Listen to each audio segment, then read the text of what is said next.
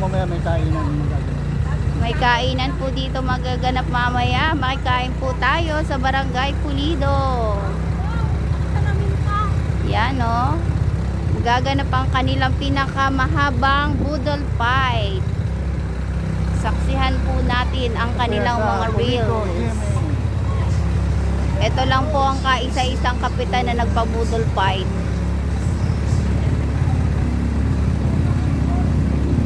O, diba? Ang haba. Mula yan dun sa ano, sa Pulido nga. Haba ng Pulido. O, diba? O, see? Wow! Pakain po. Sana all.